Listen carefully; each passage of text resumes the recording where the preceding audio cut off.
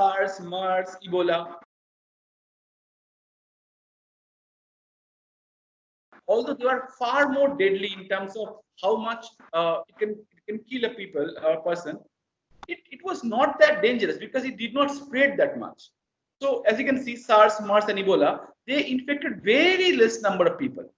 Then suddenly in 2019 and 20, COVID-19 came. And you have to remember here, we are still in the process of getting infected with COVID-19. So it's not over.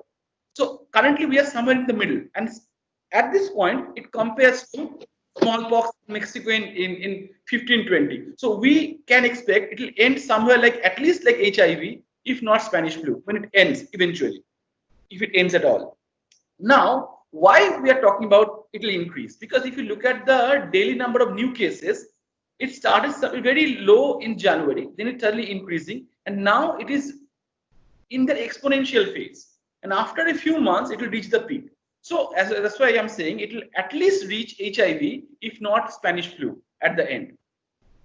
As I mentioned, death-wise, if you compare to other flus like this one, it's not that deadly.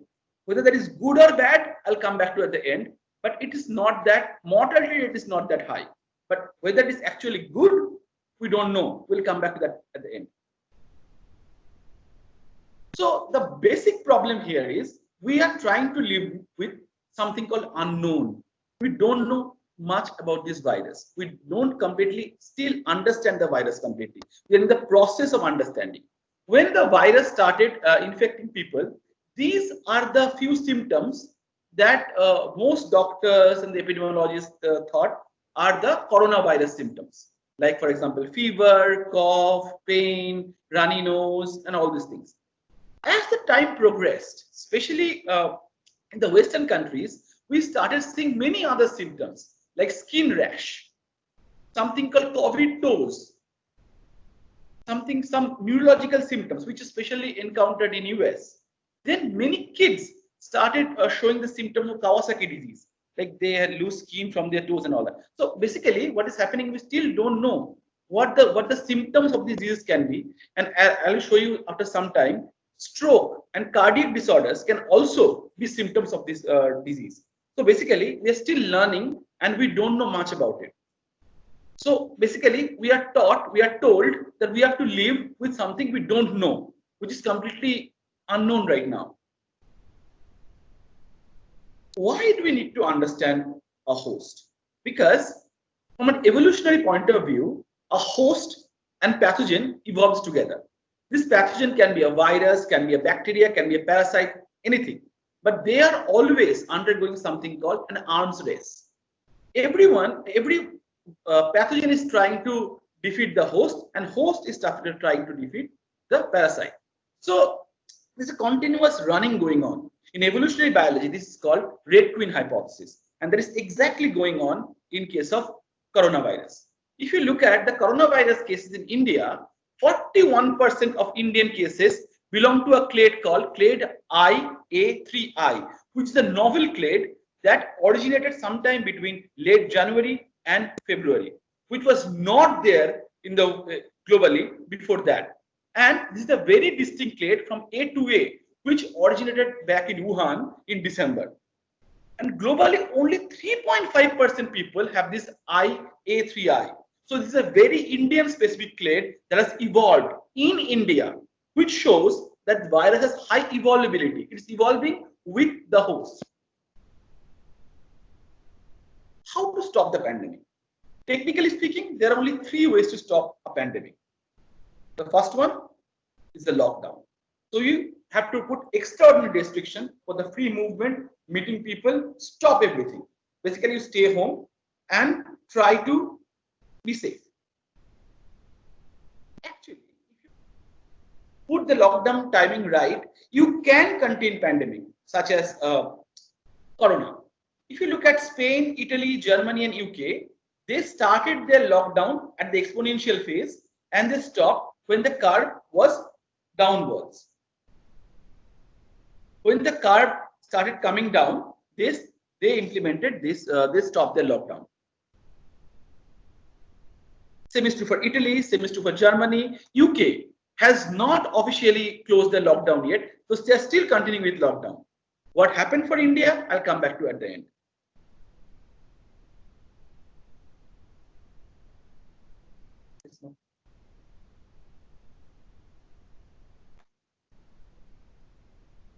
Second option is something called mass immunization.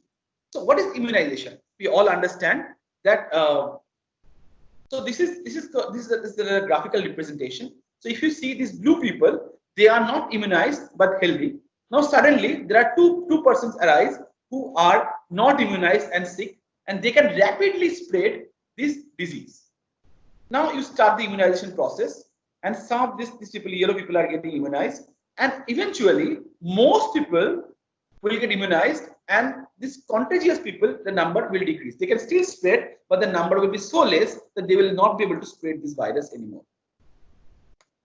India is trying with it. So already Drug Control Regional of India, DCGI, granted regulatory approval of remdesivir for treatment of COVID-19, but only in the severe symptoms and hospitalized cases. This news is a very recent news. It came across only on June 4th, but this is a confirmed news. They will start, but not in a mass scale, because this vaccine is not still confirmed. The third option is the most risky option, called something called herd immunity. Herd immunity means acquiring immunity in the natural way. How you acquire immunity through natural way? You open everything. You lead your normal life. That means go for running, eat in the restaurants, do whatever you do normally. No social distancing, nothing. So this is how herd immunity works. So this is the infected individual, and these two. Then it goes on infecting other people, and then suddenly half of these people will acquire immunity some other way naturally, and then they will spread. This is the expectation of how herd immunity will be acquired in a natural way. But it's a huge gamble. Not only huge, this is a risky gamble. Why is it a risky gamble? Because it has high mortality, and many people will need hospitalization. Not only that, without a vaccine, even herd immunity cannot last long. It can give you immunity for a certain period of time, then after that it will wide away. For example, this I'm showing a tweet from a doctor from US. It's a very nice tweet. He showed this is the herd immunity level, as you can see. Once it is reached, there will be people over here which he is calling as overshoot. They will still getting infected and they will still get died. So it cannot be a good strategy. Many newspapers have called it actually a fatal strategy, and that was exactly happened in Sweden. So what happened is Sweden kept everything open. Everything was open. People were living normal life. They expected that they will acquire normal, natural herd immunity, but they could not attain it. As a result, not only many people died, herd immunity was also not achieved. Only 7.3% of people in Stockholm, which is the capital of Sweden, acquired antibodies at the end of April. So you did not achieve anything. Neither you got herd immunity, nor you could save people's life. So that's why I'm saying it's a huge gamble. And although they have not officially apologized, on 3rd June, their chief somewhat said there was a potential for improvement. Although, yeah, they already unofficially accepted there was a huge problem. But the sad part is over here. Although they did not implement any lockdown and implemented herd immunity, they did not get herd immunity. They could not save life. They could not also save economy. So nothing happened. So economy also suffered as worse as other European neighbors. So they could not save anything. So that's why it's a risky gamble. It backfired in Sweden, and other countries who are trying also have the potential to backfire. Why I'm saying this? Because India is on the way of trying to implement natural herd immunity, which actually can never work in India. Why am I saying India is on the way of herd immunity? Because of this. So India had a very weird lockdown timing.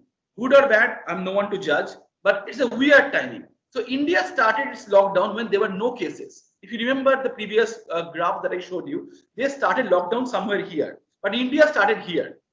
And India stopped where most countries started their lockdown. As a result, after lockdown, as you can see, in a highly crowded country like India, where population density is highest in the world, you cannot rely on social distancing. This is a photo of Bada Bazar, which is in Calcutta. And can you imagine any social distancing here? As a result, virus is enjoying its happy hour. It's spreading at a faster rate than you can imagine. What will happen? In order to attain herd immunity, India needs at least 50% people to get infected, which means 60 to 70 crore people needs to be infected. And if 90% are fine and only 10% requires ventilators or intensive care, we need 6 to 7 crore ventilators or intensive care. And suppose only 10% of them simultaneously need the ventilator, we need 6 to 7 lakh ventilators. Do we have them? We don't. And as a result, the healthcare system will totally crumble. We don't have that much of support. We can support that many sick people. It doesn't end here. Many Indians suffers from asthma, diabetes, hypertension, and remember, all of them are actually comorbidity factors of COVID-19. So mortality rate, you can't even imagine, it just can go overshoot. And the mortality rate you currently see is due to the after effect of lockdown. When the lockdown eased, what will happen, we still don't know. Mortality rate is already increasing, remember. The last and the most important point, India, unlike Sweden, is genetically highly heterogeneous. That means two Indians cannot be treated the same. What do we mean by that? India has a lot of admixture. I'll come back to that towards the end of my talk.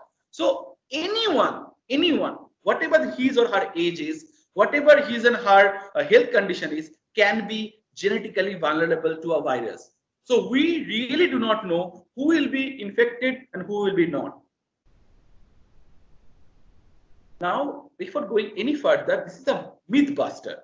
Many people said, and still is being said, that the role of age is an important factor in COVID-19 manifestation, which is completely not right. If you look at US, young and middle-aged people who are barely sick, completely healthy, they are having sudden strokes and they are dying.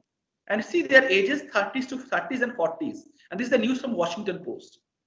Similar news came from Brazil, where most cases are actually young people. And same happened in India. That news is no more available. I found that from an archive. At the beginning, most hospitalization case was actually average was 35. So age is a factor. What is happening in Brazil and India? Brazil and India have many young population. As a result, by probability, more young people are getting sick.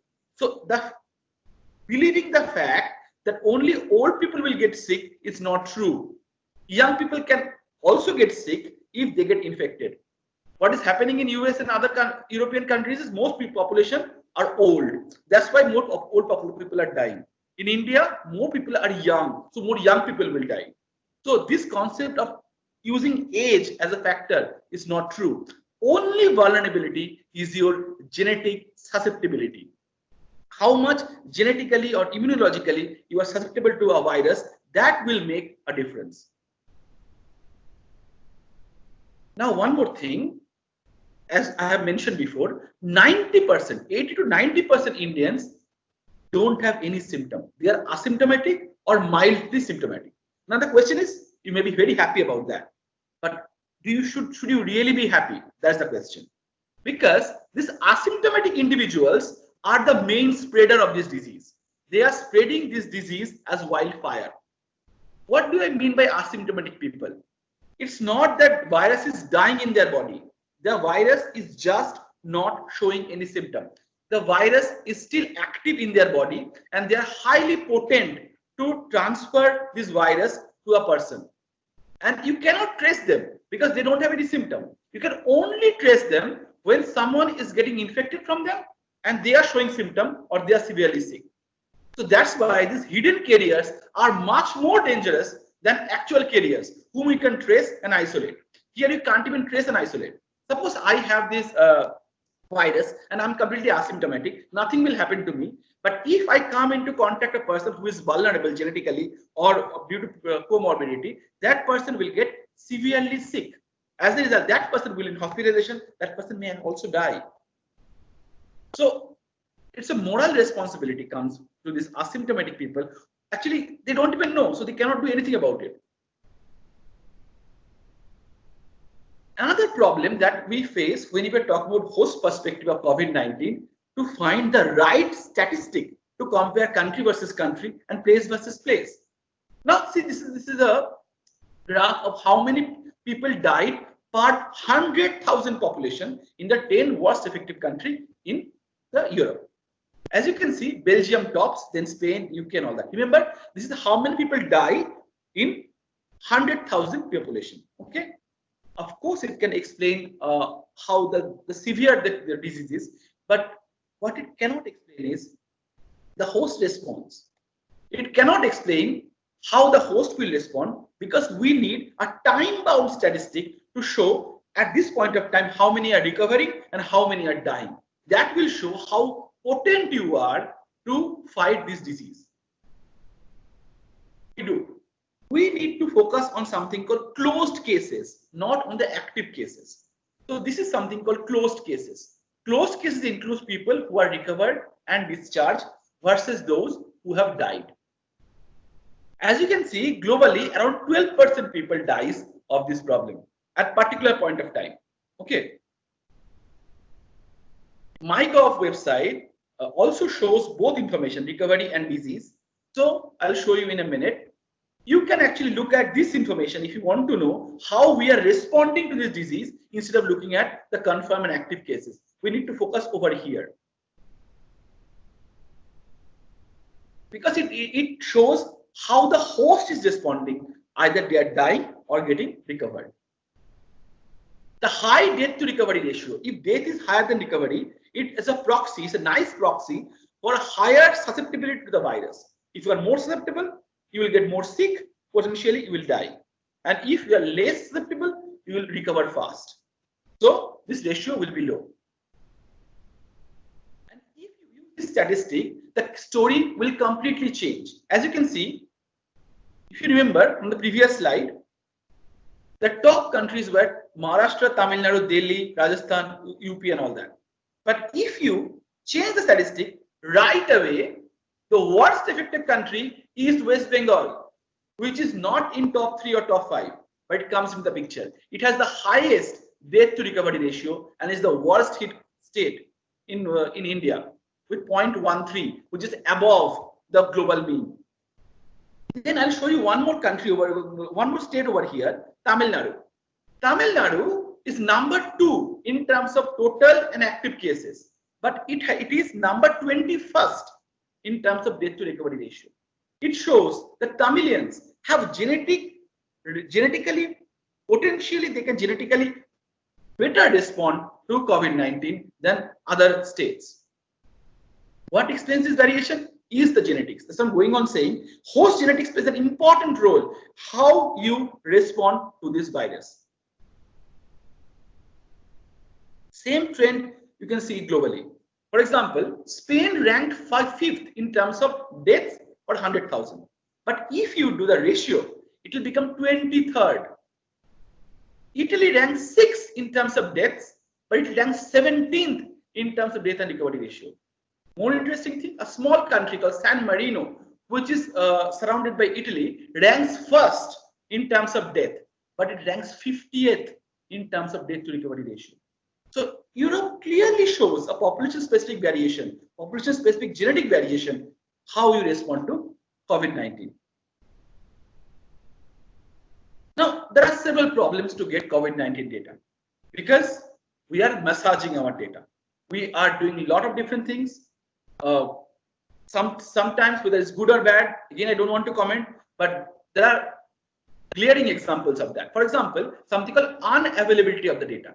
UK and Netherlands never disclose the recovery information. So till date, we do not know how many people recovered in UK or Netherlands. John Hopkins website as well as Worldometer, none of them have any information from day one how many people recovered in UK and Netherlands. Moreover, UK doesn't even show you the information of how many active cases are there. So there is a lot of data unavailable. Knowingly, unknowingly, I don't want to comment on that. There is a lot of data discrepancy. So if you follow two leading websites, John Hopkins and Worldometers, France will have two different number of total cases. While John Hopkins is showing 184,000, almost 185,000, Worldometer is showing 152,000. Which one to believe? I do not know. Lack of uniformity.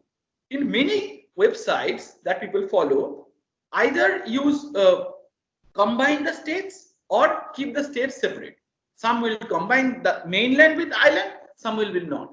This becomes a problem in countries, especially for Spain, which has many overseas territories and several states and provinces. How will you compare Spain data from one website to the other? Simply we can't, because we do not know which one is true. Then moreover, there is data underreporting, data suppression, use of inappropriate statistics like death per 100,000. Death per 100,000 cannot show you how severe the disease is. It can only show the spread. This problem happens because of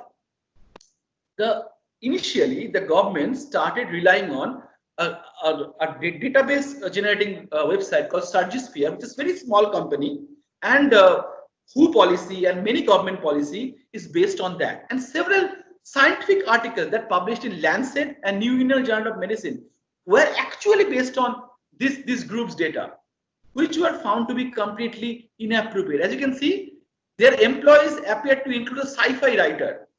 So there he is generating data. As a result, 2 days back, both Lancet and New England Journal of Medicine retracted a lot of their publications because they had to, because there was a lot of things going on. Moreover, in US, this is from Tampa Bay Times, which is from Florida. People are seeing that many cases which people suspect is a coronavirus death are being said as a pneumonia death. So suddenly in US, pneumonia rate, the death rate went increased and COVID-19 death decreased in Florida. So that's what I'm saying, lots of data massaging going on. So we do not know which data to rely and which data not to rely. Why they are doing it? It's a food for thought. We should be careful. Now, thinking of all this perspective, a group of scientists started something called COVID-19 Host Genetics Initiative. This paper was published in May, early May, showing they will start working on COVID-19 Host Genetic Initiative. And our DBT also announced that they will also do Host Genetic Initiative. But sadly, neither this initiative nor this initiative generated any large-scale host genetics data. I personally am following both of these their process proceedings, and none have generated any substantial data, neither globally nor nationally. Why do we need to study COVID-19 host genetics? If you want to know how a virus will respond, it depends on two factors. One is viral dependency factor and viral resistance factor, which both comes from the host cell. So basically what we need to do, we need to identify genetic variants and determinants that are associated with COVID-19 susceptibility, severity, and outcomes. Once we can identify them, we can channelize them, we can connect them with signaling machineries that may actually influence the coronavirus infection. And understanding this machinery will not only help us to improve our knowledge, but also help us to repurpose an existing drug. Suppose we know this drug is useful for X signaling pathway, and we also know X signaling pathway is associated with COVID-19. We can actually use try X in COVID-19. So this is an important thing to remember. Not only that, as I mentioned many times, COVID-19 has a huge population-specific variation. So one kind of therapeutics may not be enough for population across the world. Once we know the host determinant particularly specific for one country, we can develop population-specific therapeutics. And not only that, we can also develop population-specific plasma therapy or individual-specific plasma therapy, because I may not respond to a plasma therapy from a different population. Before going into the technical part of it, we must remember that genetically we are 99.9% identical, and only 0.1% all humans are different. It mostly, not all, but mostly accounts for something called single nucleotide polymorphism, as you can see here. And there are around 14 million SNPs that are distributed throughout the human genome, and that can contribute to individual variation. Once people started understanding the importance of gene, the first gene people started looking at is something called ACE2. Obviously, because ACE2 is the receptor of this virus. There are several articles that have been published. I'm showing 3, which I think are most appropriate in this case. So Cow et al., which were published in February, they worked on around 1700 ACE2 variant. They got this variants from ChinaMap and 1000 Genome Project, and they could identify variation in allele frequency between East Asians, that is Chinese, Japanese, Koreans, versus the Europeans. So they did find variation between the East Asians and Europeans. They identified 15 UQTL variants, and they found significantly higher frequencies between these two populations. How the frequency will vary, we still yet know. As I mentioned, COVID-19 host genetic studies at large scale has not been done yet. After 2 months, I think in March or April, Stawsky et al., they did the largest scale study. Again, these are publicly available data. They are not patient data. So they worked on over 290,000 samples that are already stored in MedGenome, and they worked on 400 populations, and they could identify ACE2 variants, both the susceptible variants as well as the protective variants. I'm not going to read all this. So these are the variants that makes you more susceptible, and these are the variants that can make you protective against COVID-19. Which one you have or I have, I do not know, because I did not have my genome sequenced or genotype. Now, one more myth that is running all over, that you should protect your vulnerable, and the vulnerable definition is kids less than 10 years and older people more than 60 years. I already told you before that 60 years old is a myth. Now, less than 10 years old kids are actually protected against SARS-CoV-19. So this is a publication that came in 20th May in JAMA that showed that older children, younger adults, and adults more than 25 years all have higher expression of ACE2. When you have higher expression of ACE2, your nasal epithelium becomes more susceptible to the virus. And younger kids, 4 to 9 years old, they have a lesser expression of ACE2. So they are actually less susceptible to COVID-19. So what are being told is largely incorrect.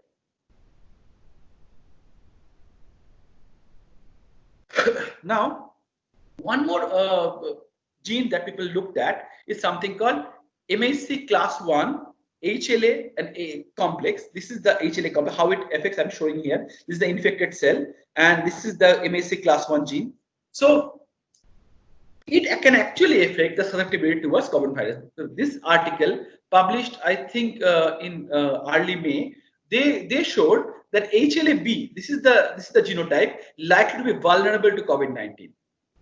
And HLA-B, this genotype, are protected against COVID-19. Again, which one we have, we do not know, because we do not have actual patient data, or we actually don't have our genetic information. This study was done for a very few number of patients, so we cannot even say whether it's true globally. Another gene that people associated with COVID-19 is dementia-related gene called as ApoE. So people have found that ApoE E4 has a double risk of developing COVID-19 compared to E3. This study also includes patient cells, but not in a huge number. And since we have not genotyped we do not know, our patients, we do not know which is true or not in Indian perspective. Another article which came way back, sometime in March, April, people started saying that ABO blood group has a role. And this group of the people they have found that blood group A is associated with higher risk of COVID-19. Whether it's true or not, again, we do not know. This is a correlative study. We have not done any patient genetics to confirm this. Now, as I mentioned, if you study host genetics, you can actually develop potent host antibodies, and that can help in plasma therapy. This is something called plasma. I'm not going to read all this, but plasma therapy is basically transfusion with plasma from people who had this disorder and successfully recovered, in the hope that they will have good antibodies. But whether they will have a good antibody or not, that we don't know. This study shows that they worked on, I think, if I'm not wrong, they had 20 patients they worked on, and among these 20 patients, they not 20, 60 patients, and from the 60 patients, and they had 20 controls, they developed potent antibody. How? Because they did something called single cell RNA and VDJ resequencing, and they used their plasma to treat the patients. And actually, it's supposed to be work for them. But again, it's very much maybe regional specific. This kind of study has not been done in India, so we do not know.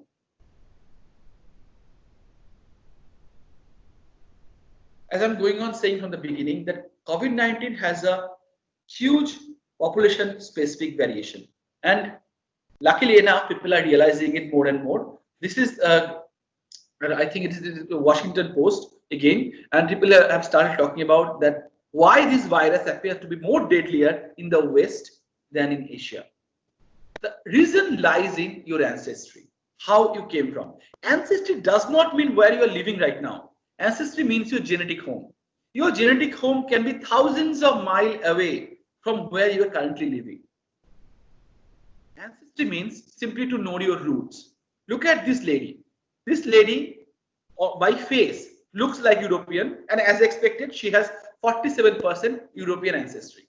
What it does not show is she also has 28% Chinese ancestry, 21% Southeast Asian ancestry. If you look at her face, can you predict this? You can't. You can only predict this, you can only find this out once you genotype her or you resequence her.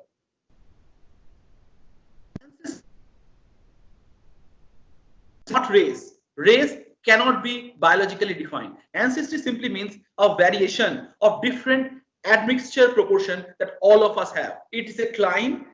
It is not any grouping. So I'll show you a few studies. One of them is mine. The first study I'm going to show from Frank Bentham. He showed that there is a huge correlation. I think the correlation was more than 0.9 between haplogroup R1A. So before going into R1B, if we're going to haplogroup, I'll tell you what haplotype means. Haplotype is a group of allele in an organism that is inherited together from a single parent. Those who are not familiar with so much of biology, you can ask me later. I can explain what alleles are and what these things.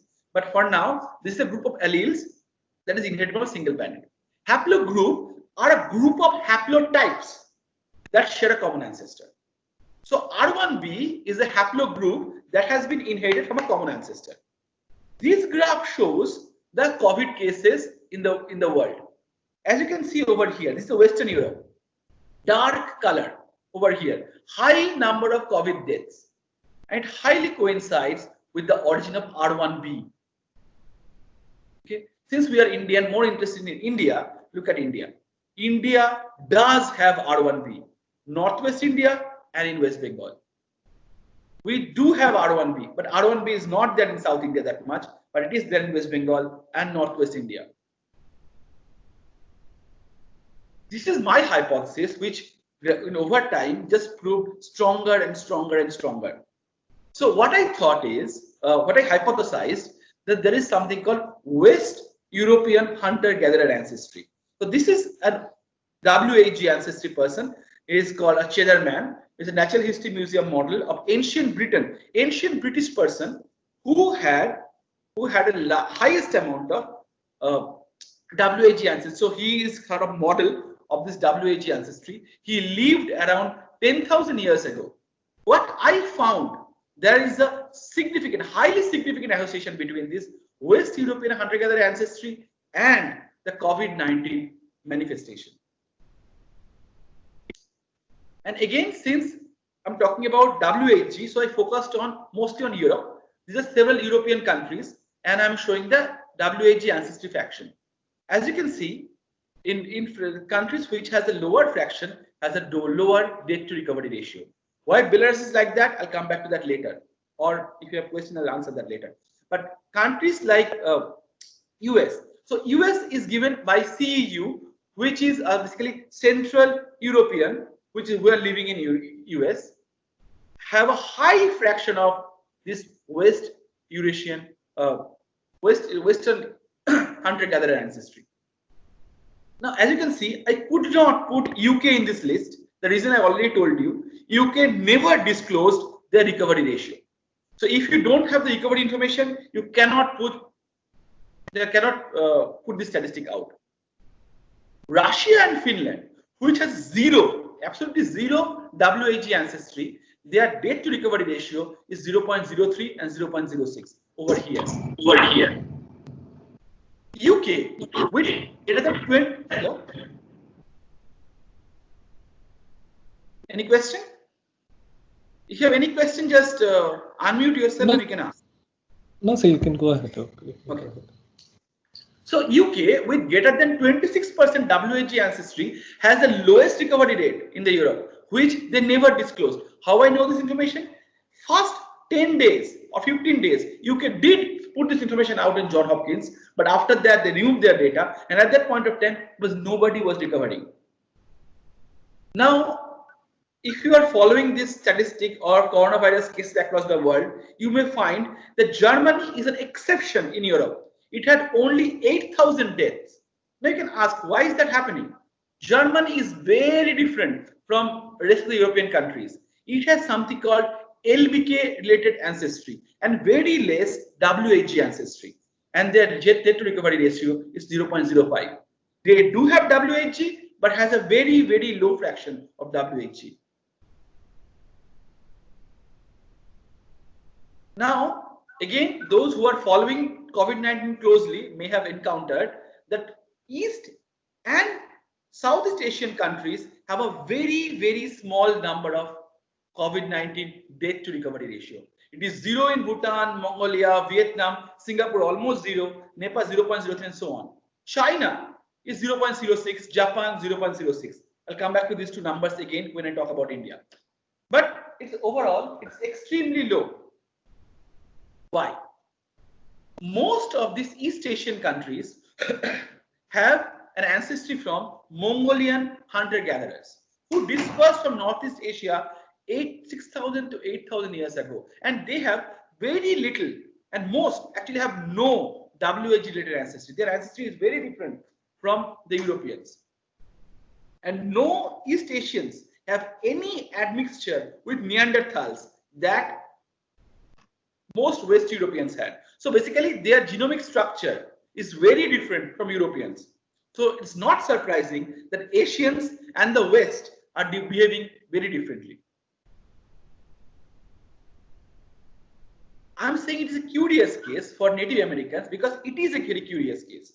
Some Native Americans, some American countries, South American countries, like example in Brazil, they have a very high death rate. I'll go back to this slide again to explain how Native Americans receive their ancestry. Native Americans mostly have two types of ancestry. One comes from Paleo-Eskimo ancestry that came from somewhere in Siberia, and something called Malta or MA1 related ancestry which came from Russia. Now, the ancestry that came from Siberia seems to be more protective than the ancestry that came from Russia.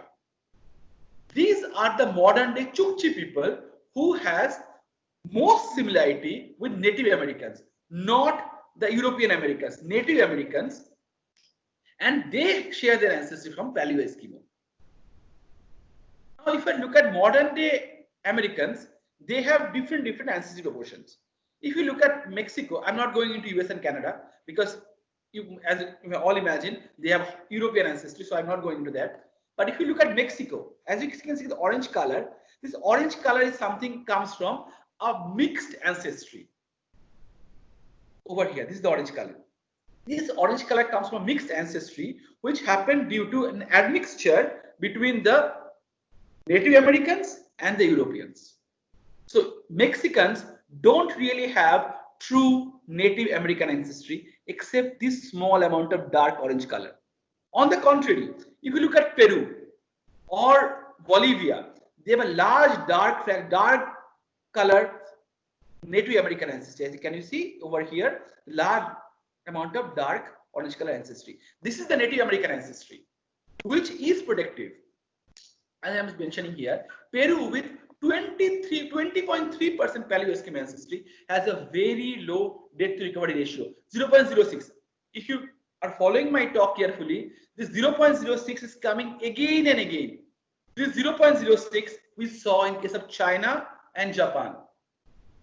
Okay, while the death to recovery ratio in Brazil is 0.12, which is global mean and is very much compared to Mexico and Spain. And in case of Mexico, it's actually very similar to Spain, which clearly shows their Iberian ancestry.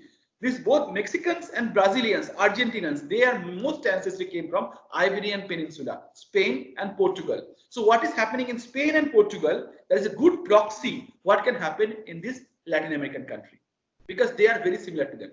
Colombia, if I can show you Colombia over here. So over here, I don't know whether you can see Colombia. So they somewhere in between, because they actually have equal amount of both Native American ancestry as well as the European ancestry. Now, how will they react over time? That will time will tell. Remember, in this in the Latin American countries, the case rates are increasing right now. They are in the exponential stage. So we'll again encounter these stats maybe after 1 or 2 months. Now, all of you may be most interested in about us, the Indians. As I mentioned to you, Indians are most complicated and most heterogeneous population in the planet, and I can say it with underline. Why? Because Indians had a very elusive ancestry which came from different populations. The first migration which happened to India happened around 70,000 years ago, where a group of Africans through something called southern exit route came to they passed through Arabian coast and through Gujarat coast and South India. They came to India and they lived in India for many years. We call them AASI, Ancient Ancestral South Indians.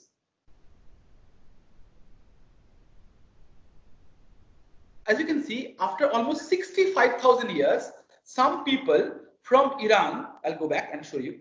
So some people from Iran, they came to somewhere in the Indus Valley, where already the Native Americans were there, and their admixture started Indus Valley civilization around 8,000 years ago.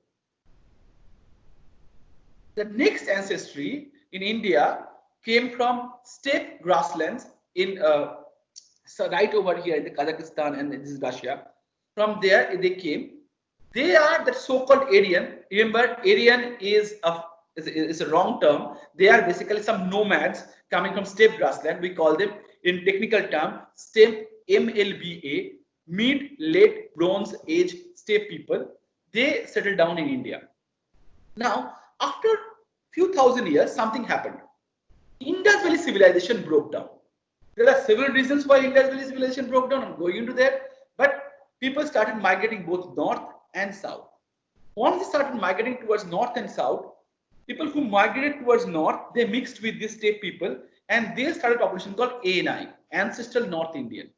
People who started migrating towards south, they encountered again with this AASI people and started a new ancestry called ASI, Ancestral South Indian. So Ancestral South Indian is not the same as Ancient Ancestral South Indian. They are different. And remember this because we'll use this term later. Then around 3,000 years ago, some people from, again I'll show you, some people from Australasia, they migrated to India and they mixed with AASI people. they gave rise to a population called AAA, AAA, Ancient Austro-Asiatic speaking people. They are the tribal population of India. So as you can see, India has a huge cultural, not only cultural, social, but also genetic diversity. And I'm not even going here. These people, Northeast, they have ATB, ancestral Tibeto-Burman ancestry, which is very similar to China, Japan, Korea, and all the East and Southeast Asian countries. Basic outline of what happened in Indian ancestry. Now, how different ancestry in India is influencing COVID-19 manifestation? As I mentioned to you before, the ATB ancestry, Northeast India, has the lowest death to recovery ratio. And again, it is not surprising. Besides China and Japan, all East and South Asian country has either zero death to recovery ratio or 0.01, which we can see in Tripura, Manipur, Mizoram, Arunachal, and Assam. Okay, now if you look at the states with high AAA, Austroasiatic ancestry, and high AASI, Ancient Ancestral South Indian ancestry, they also have very low death ratio. For example, in Andaman Nicobar, there are 33 people who got infected in COVID-19. And do you know how long it took for them to recover? Only a few days, 3 or 4 days. All 33 people recovered within 3-4 days because they have the highest AASI related ancestry. Orissa and Chhattisgarh both are the states with the highest amount of tribal community in India. And look at their death ratio. So as you can see, ancestry is playing a huge role in the COVID-19 manifestation in India. Now the problem is most of us who are either ANI or ASI, we cannot put ourselves in either of these two. We either have a few fraction of North in ANI ancestry and some ASI ancestry. I'll show you that more later. Now, again come back to Tamil Nadu. Tamil Nadu, remember, has the highest fraction of ASI related ancestry. And no surprise, its death to recovery ratio is 0.01, despite being number 2 in terms of cases. What it means is, even if people from Tamil Nadu is getting infected, they are resisting the disease. They have the power to recover higher than most other states. Now, we are all interested in this question. Are we all safe from COVID-19? Depends really on your ancestry. India has around 12% WH related ancestry. And as I told you, WH related ancestry is found in Northwest India as well as in West Bengal. But remember, people migrate. So people from here has migrated anywhere. So if these people migrated anywhere in these states, they will also show higher proportion of death to recovery ratio.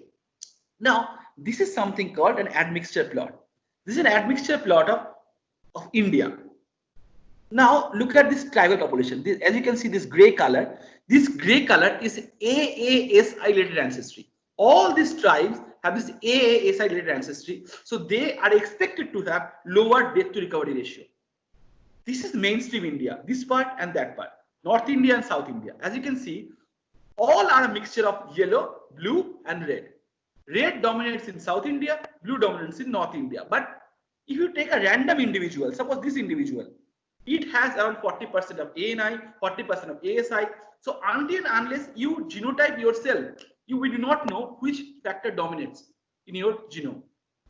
And these are the ATE population, the Northeast people. They are very different. So except this one and this one, all of us are susceptible. And now I'll show you some populations like Paliyar, Puliyar, Marin, Malay Kuravar, Nadi Kuravar, Haki Paki. These are some tribal populations. They are also very genetically different. They are also protected. So we have to be really worried about the mainstream Indians, not the tribal so much, not the, now I want to say one more thing. Tribal communities are very much genetically homogeneous.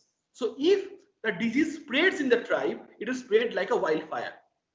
So it's better to protect them, not to spread in them. But again, genetically, they most likely are protective. I'll show you where India stands.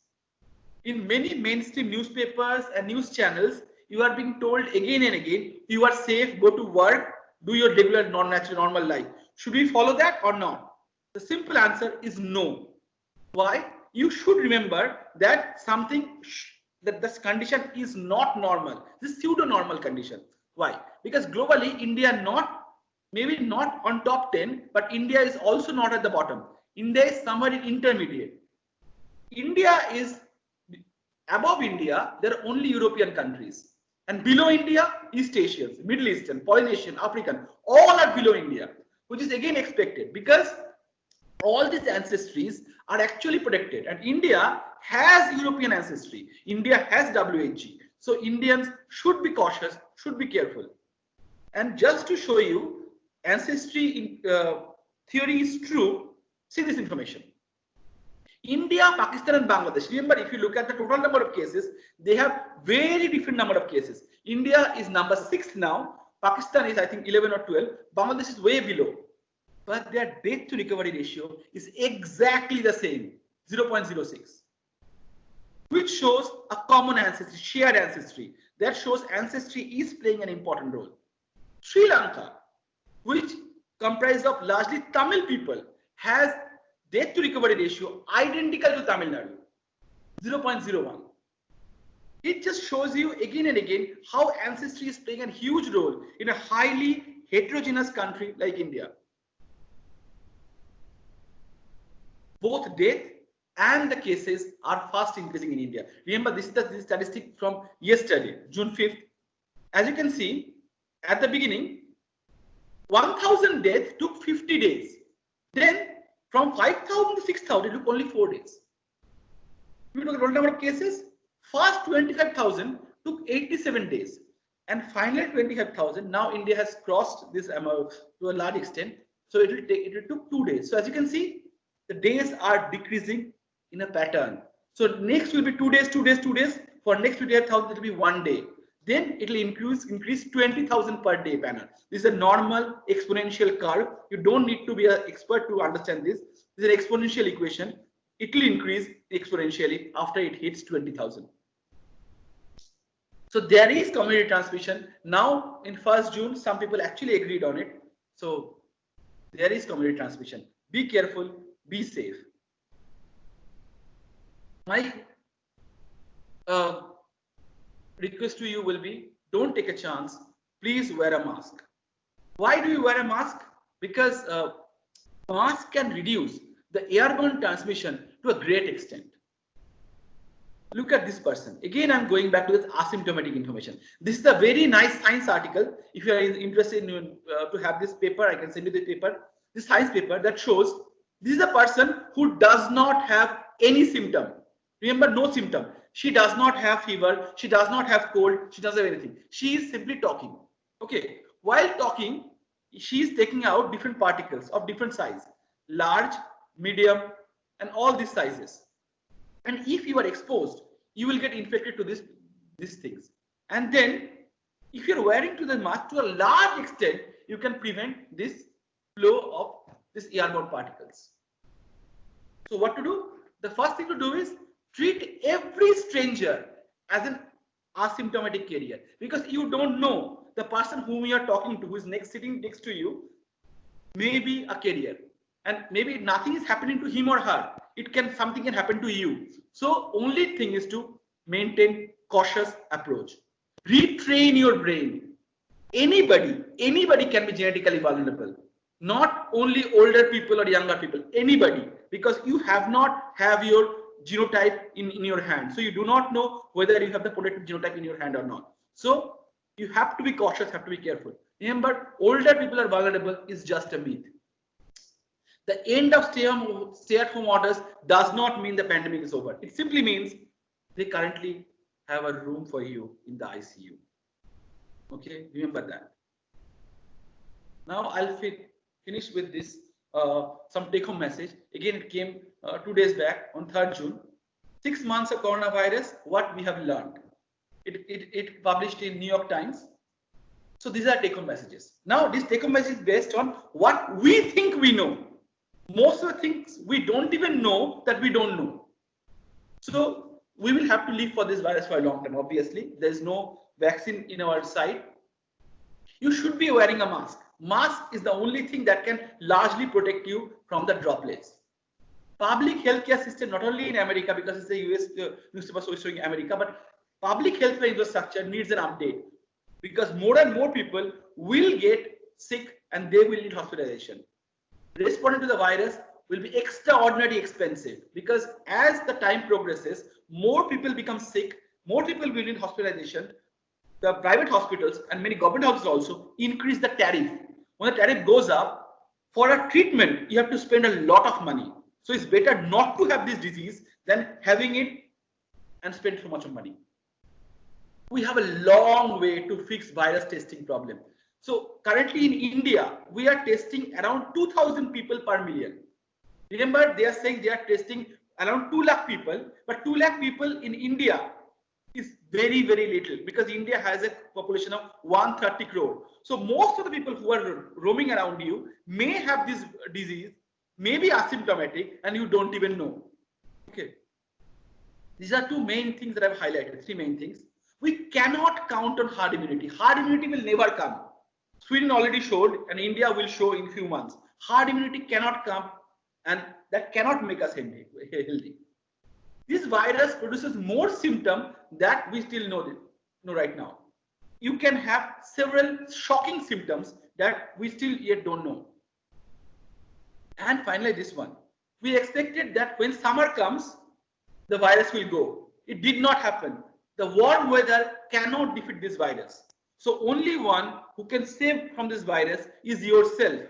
So protect yourself and protect others by keeping as much as distancing possible. If you don't have to go for work, you can work from home, do work from home, avoid unnecessary movement, and that can actually save many, many lives. Thank you. If you have any question, just unmute yourself and can ask any question.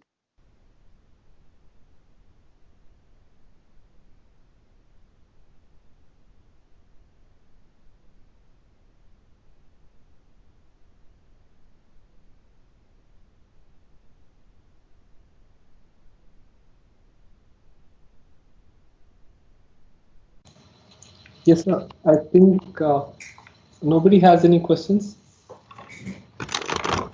That's interesting. Yeah. Y'all can type your questions too. You can type your question, yes. Okay, I guess. Okay. I think Dr. Vani is having one question. Yes. She raised her Yes. hand.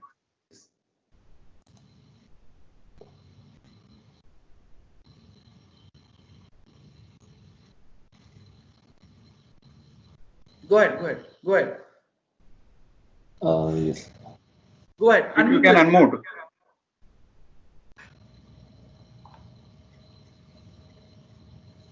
Yes. Please ask. Unmute yourself.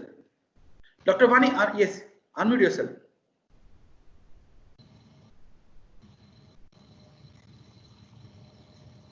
Okay, one moment. He's saying unable to unmute. One moment.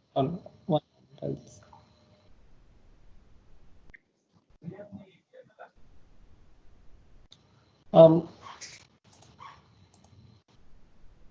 unable to unmute here. So Yeah, just type it.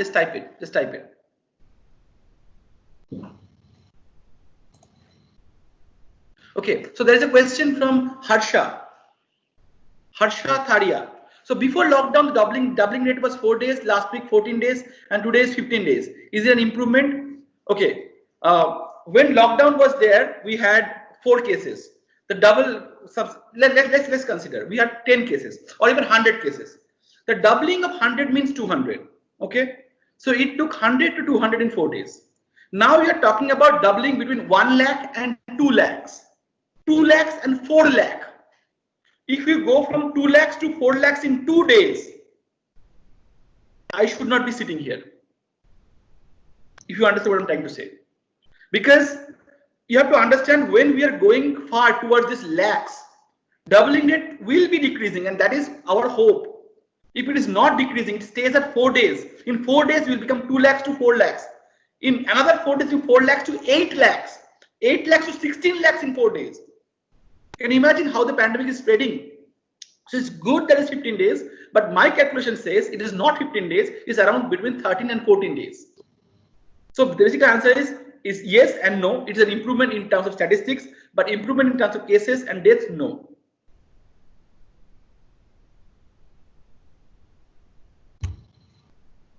So there's one more question. What is your take on another question from Sanjeev? What is your take on antibody test for COVID-19? Specificity and sensitivity. Specificity and sensitivity. How would you define if the manifestations are so dependent on genetic composition? Okay. So first thing first, we have not done any genetic testing, so we do not even know what can happen. So when we actually know this, so antibody tests. What antibody tests are trying to find out is whether you have developed antibody for this virus. What is the expectation is if you get infected with this virus, you will develop antibody and the antibody test will come. And the specificity and sensitivity is based on that. But I cannot answer this part of this question, that how I would define the manifestation, compare this versus genetic testing, because we have not done genetic testing. If we have done those genetic testing of those people who have done antibody testing, then I can answer your question. So I cannot answer your question right now. So Dr. Vani has a question. Yes. So I just saw a correlation coefficient in WAG and does the scatter plot indicate linear relationship? Otherwise, the correlation method appears significant. Okay. So what we did is we did not put any scatter plot because we had only 12 countries data. So the scatter plot that I showed you comes from Y chromosome data, and what he did, he had many countries with this Y chromosome data information. Whole genome information for modern day Europeans, we only have 10 to 12 countries. So I really could not do a scatter plot kind of thing. What I did is I did a simple Pearson's correlation. And again, this Pearson correlation suffers from type 1 error and also maybe type 2 error because we have such a small number of samples. So whether it is completely reliable, I cannot say, but it definitely shows a trend, and the trend is more important here. If we get more samples, probably we'll see a better trend in the future.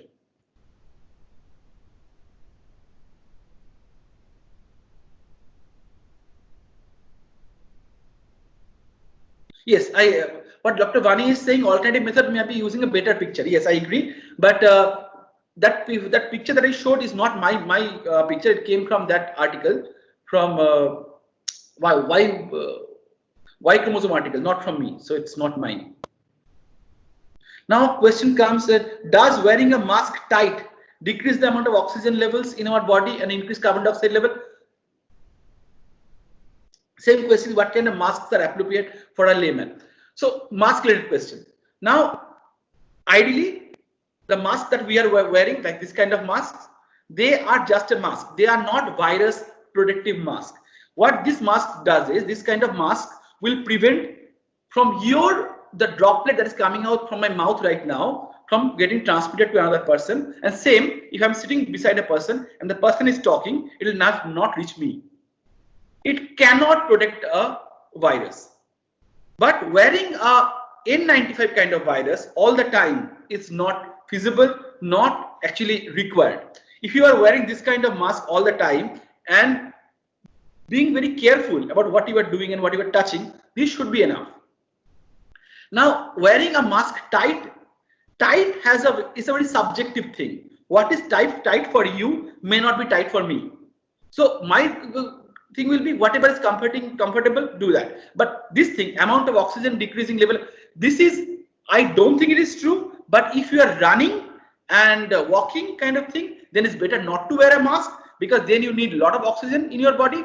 But in normal time, you can wear a mask, especially when you are in a public gathering, when we are with people. But when you are alone at home, when you are driving, you and your close people, close friends or family is with you, you do not need to wear a mask because you already know what they are exposed to.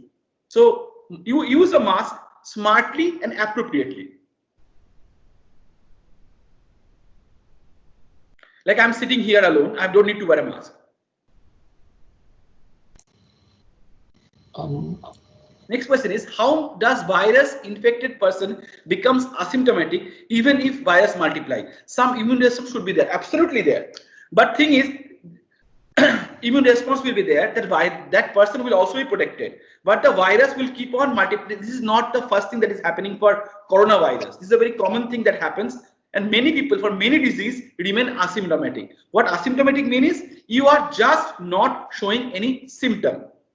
You are genetically so protected that it cannot cause any symptom. You may have mild fever. Remember that mild fever is because of the antibody development, but in many cases, if antibody is not developing, then mild fever will also not be there. So this is not true only for coronavirus, true for every virus. There are many asymptomatic people around. Based on genetic and ancestral history, what does it mean that the therapy should be different for people from technically, yes. What Vivek Ghate is saying is absolutely true, but currently we are bound by money and the resources. So we are not even genetically testing the COVID patients, let alone doing population specific therapy. But the time will come, because genetic testing is the cost is decreasing and more people are getting aware. So things are getting much more cheaper. So yeah, technically that should be the case, but when it will happen, I don't know. I've seen a lot of people using handkerchief instead of mask. Okay. Now this mask is not different from a handkerchief, because what they have done is it's a two-layer clothing. Okay, handkerchief, if you make it properly, can also be two-layered, and just put a rubber band there and make a mask. So handkerchief and this will not be different unless. So what you have to be careful is, if you are using handkerchief, you have to clean your handkerchief when you go home. You should not wear the same handkerchief again and again. Then you will be in trouble. Now the next question is from Shamal. How you see the summer weather affect this pandemic? As I mentioned, summer did not affect this pandemic. So in Delhi, there is scorching heat. Delhi summer is the worst summer this year, and Delhi has one of the highest death to recovery ratio. So that gives you answer. It does not have much impact. Now, Dr. Suparna is saying, can the ancestry analysis give a solution to the present problem? If so, how fast it can be done? It can be developed into diagnosis for severity.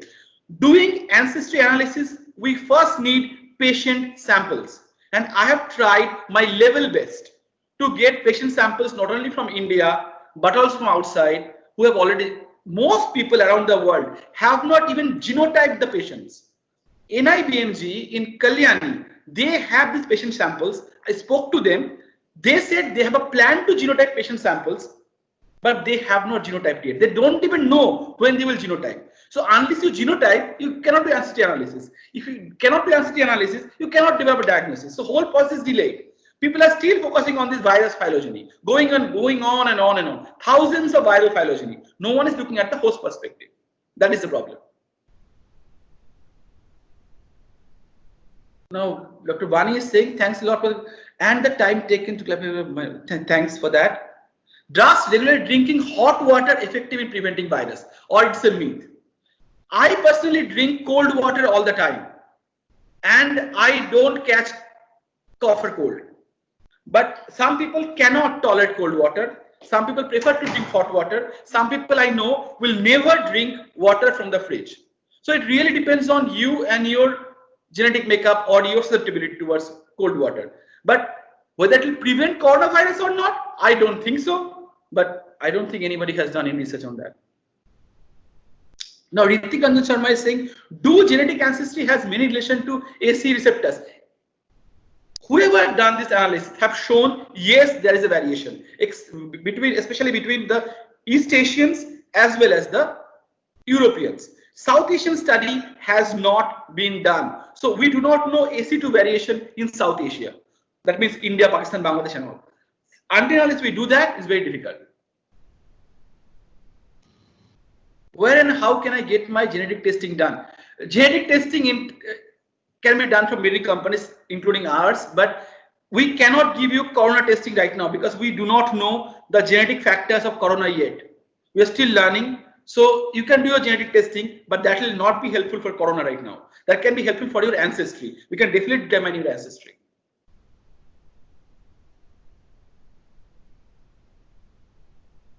Now, Vineet is saying, does the current exome sequencing cover the, okay. Now, I am a person who always prefer whole genome sequencing over exome sequencing. Why? Exome only gives you the coding region of the DNA. Now, many variants, especially which are ancestry related, does not fall in the coding region. Many are in the non-coding region, maybe in the promoter area, maybe in the enhancer area, maybe in the repressor area, and all those things. So these regulatory variants are very important when you are doing tracing ancestry and all that. Same is true for ACE2 or ApoE. What they have done is they are looking at the ACE2 or as a protein. But if you want to do the ancestry variation, you have to look at the non-coding part, because the non-coding part, I'm pretty sure, will be more variable than the coding area. Does the sanitizer is effective on viruses? Yes, alcohol based, but how much I don't know. I am not a doctor, or this I do not know how much they are effective. Yes, I can share the GenomeMapster prices. But Vandit, can you share? I do not have the prices in hand right now. Yes, sir. Just a moment. I'll just upload this. So Vandit will be sharing our GenomeMapster costs. But again, this will not be for the COVID. It's a general genetic testing. We can test you for cancer. We can test you for malaria. We can test you for many disorders, but not COVID-19. COVID-19 variants, we still do not know. We're still learning. Can this variability in ACE2 receptor be a factor for sub? Of course it can be. It's already been shown. The paper that I showed in Cow et al. 2020, they already showed that there is a variation between East Asian and European in ACE2. Genetic variation, and East Asians and Europeans do have variation in COVID receptor. So yes, of course, it will be a factor. It is a factor. Any more question?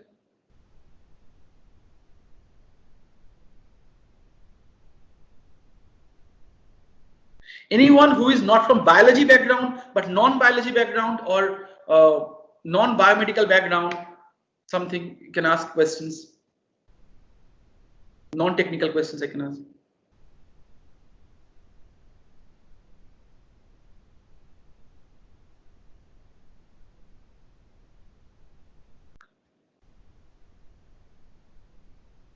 Vivek Gatti is asking, is there a database available of COVID-19 sequencing in the Indian population? COVID-19 has not been sequenced in India or anywhere in the world. Database is far-fetched idea. ICMR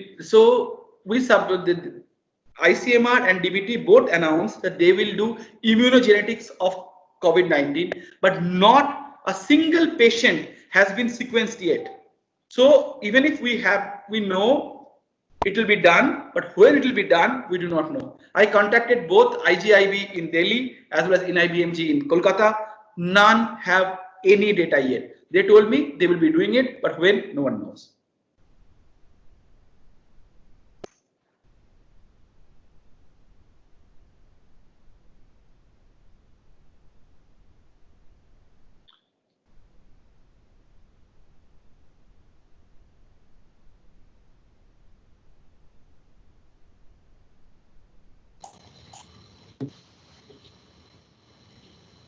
So we have one more. Children are less susceptible. We have a question. From children is a very nice question. I already I covered this actually.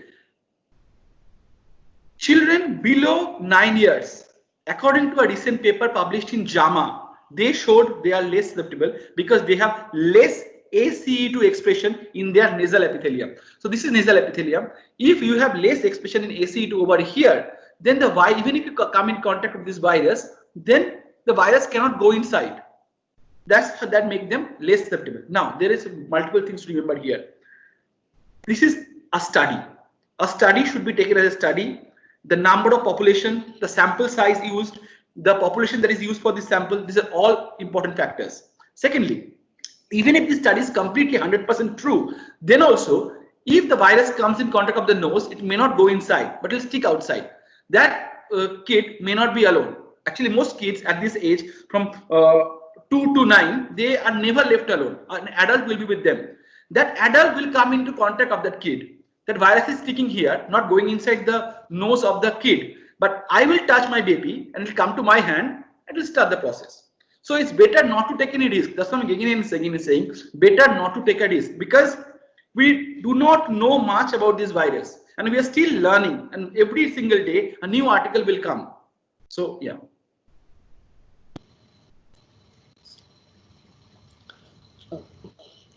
There's one question from Vivek Gate. Is there a database available for COVID-19? Yeah, I answered the question. So there is no database.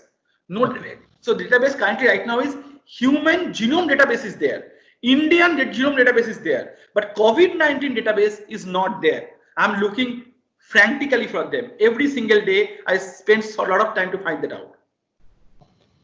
That's great, sir. Any more questions, guys? Any more questions? Yes, sir. So I'll be sharing Yes. Thank you for giving all the insights about genetic sequencing, sir, genome sequencing. And I'll be sharing the brochure of Genome Mapster, and it'll be very helpful for people whoever want to get their sequencing done.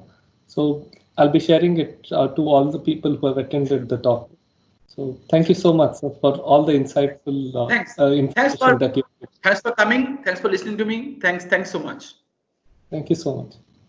Thanks.